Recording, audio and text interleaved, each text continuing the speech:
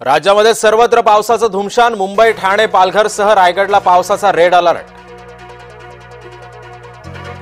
राज्यामध्ये 30 सप्टेंबरपर्यंत अतिवृष्टीचा इशारा। कोकण, मध्य महाराष्ट्र, मराठवाड्यात अतिवृष्टीचा इशारा। नागरिकांना सतर्कता बाळगण्याचं आवाहन। छत्रपती संभाजीनगर जिल्ह्यामध्ये मुसळधार पाऊस। कन्नड तालुक्यातील शिवना नदीला पूर। लंगोटी महादेव मंदिर परिसरामध्ये पाणी। नाशिकमध्ये रात्रभर संततधार पाऊस। गंगापूर आणि दारणा धरणातून विसर्ग सुरू। नदीकाठच्या नागरिकांना सतर्कतेचा इशारा। पश्चिम रेल्वेवरती एसी लोकलला पावसाचा फटका। एसी लोकलमध्ये पावसाचं पाणी। अंधेरी ते भाईंदर दरम्यान धावणाऱ्या एसी लोकलमधला धक्कादायक प्रकार। बीडमधील समता परिषदेचा आजचा मेळावा तुर्तास तरी रद्द। पूर परिस्थितीमुळे मेळावा पुढे ढकलण्याची भुजबळांची सूचना।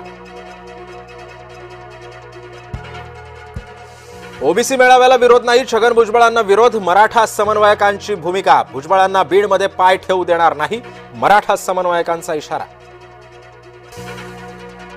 दसरा मेळाव्याच्या पार्श्वभूमीवरती शिवसेनेची जय्यत तयारी। उपमुख्यमंत्री एकनाथ शिंदेंनी बोलावली बैठक। पदाधिकारी आणि प्रमुख नेत्यांना मार्गदर्शन करणार।